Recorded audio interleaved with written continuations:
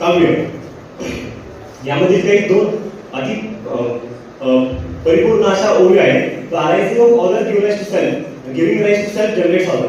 अर्थातच काय तर तू आहेस म्हणूनच मी आहे, किंवा मी आहे म्हणूनच तू आहेस. थोडक्यात सांगायचं झालं तर हे जग भेदा भेदेल आपल्याला आहे. भेद ही अस्तित्वाची दिशा असूनही मानवतेची मातृदशाच आहे. मग तो भेद कोणताही असो व तो नेहमीच आंतरिक व बाह्य संघर्षाचं, द्वंद्वाचं व संग्रामाचंच कारण बनलेला आहे. आणि अगदी हाच अर्थ समोर ठेवून नमस्कार गजानन खोटे विषय चिंतन करतोय. घालून या भेटत प्रमाण पैसावे. मित्रांनो, भेदाने माणसाच्या अस्तित्वाला दिशा देता मानवतेची दिशाभूत आहे. आणि समाजात भेद, माणसात भेद एवढंच नव्हे तर मानविष्ठातही भेद निर्माण केला. धर्मात भेद तर भेदाभेदातच नवीन धर्म तिथपर्यंत माणसाने बदल मारले. तर चराचरात देव आहे असं म्हणत संत जोगोबांचा कांदा मुला भाजी अवघी मिठाई माझं हे म्हणून हृदयात एक करून हृदयाचीच पंढरी गेली. तर माझ्या ज्ञानोबाने शून्य सिद्धांत होऊन कोणी सत्ता होईस नसता हा अपवाद वस्तू सिद्धो असं म्हणत वस्तूवरही भेद उठवले. तर माझ्या मुक्ताईने अवघाती संचालन केला आम्ही झाली आणि सुद्धा ब्रह्मगुरु असं म्हणत प्रत्येक भेद मिळून विष्णुमय जग आपल्यासमोर मांडणारा संघाचा धर्म मला महान दिसतो.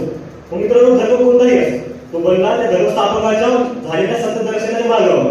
मग जेव्हा हाच धर्म त्याचं ध्येय मार्गावरून प्रसार केला जातो तेव्हा तो धर्म मिटवणाऱ्याच नवीन धर्माला जन्म देतो.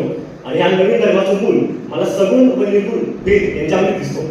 मग ज्या कोणालाही खऱ्या अर्थी धर्म समजतात त्यांनी कोणताच भेद केला नाही. मग तो सगुणातील भेद असो किंवा सगुण निर्गुणातील भेद असो, त्यांना एका जनार्दनी म्हणल्याप्रमाणे निर्गुणी पावले सगुणी बसताना दिसतात. सगुण निर्गुण नाही भेद आहे असा म्हणणारा संतांचा वेद मला हाही भेद मिटवण्याचं प्रमाण वाटतो. मग कोणत्याही भेदाचं कारण याच्याकडे बघताना मला आसक्ती व अज्ञान हेच याचं कारण दिसतं.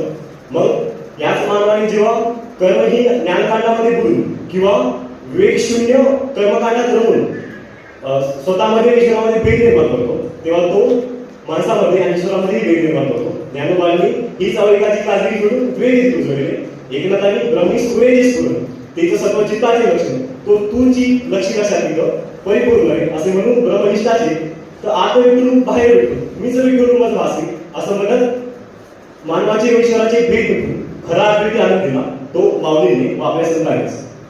मग एकाच ब्रह्मसत्वापासून जन्मलेले स्त्री पुरुष आजच्या जगाच्या पाठीवर सर्वात मोठी जात बनला दिसत आहे. स्त्री पुरुषांमध्ये असणारा हा भेद ज्याचं कारण बघताना मला आपल्या वेदाचा पाया असा लागवेद वेदांत जर आपण समजू शकलो असतो किंवा अनुभवू शकलो असतो तर हा भेद नाहीसा झाला असता. स्त्रियांना छोडी तो कर्म जन्म ते तिर्या जन्म जन्म देऊ म्हणजेच पुढच्या जन्मी स्त्रीचा जन्म नको देऊ देवा हे म्हणण्याची बारी दिसते. मग समाजामध्ये याच माणसामध्ये भेदाकडे बघताना ज्ञानोबा म्हणतात जे जे भेटे होतं ते माणसे बघतो. कदाचित या ओळीचा भावात आपल्याला समजला असता तर माणसा आपल्या समाजामधील समाजाच्या कथा आणि व्यथा सांगण्याची साहित्याची गरज पडली नसती. आपल्याच बहिणीला प्रेताशी लग्न करण्याची गरज पडली नसती.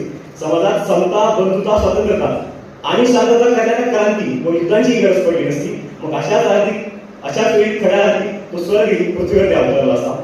मित्रांनो, तुकोबांना शब्दाचं सामर्थ्य माहिती म्हणून दिलेल्या विषयामध्ये प्रमाण या शब्दाचं प्रमाण देताना ते म्हणतात विंचू सापडणार आहे पण वंदा भेटू दह्याच्या अंगी निघे ताकद एकबोली दोन्ही मागून नये. समाजाच्या स्थिरतेसाठी व संस्कृतीच्या सुंदरतेसाठी काही भेद असणे गरजेचंच आहे. मग मात्र जेव्हा भेद माणसाच्या अस्तित्वाला दिशा देतात भेदच दिशाही होऊ नये यासाठी विविध प्रमाणे आहे असं तुकोबाच म्हणताना दिसतात. मग विषयाच्या शेवटाकडे येताना विष्णुमय जग वैष्णवांचा धर्म असा मूल असं आपला वारकरी संप्रदाय मुलातच भेद मानत नाही. पण मला विषयाचा गाभा ज्ञानापेक्षा अधिक अनुभवामध्ये वाटतो.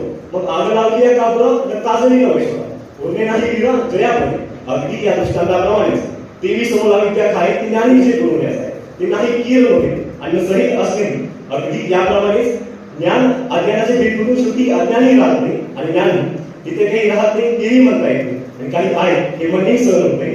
तिथे ना मी राहतो ना तू तिथे असतो तो फक्त अनुभव अमृत अनुभवाचाच आणि तेच वेदांचा विषय आहे. मी मानव जन्माची सार्थकता आहे. धन्यवाद.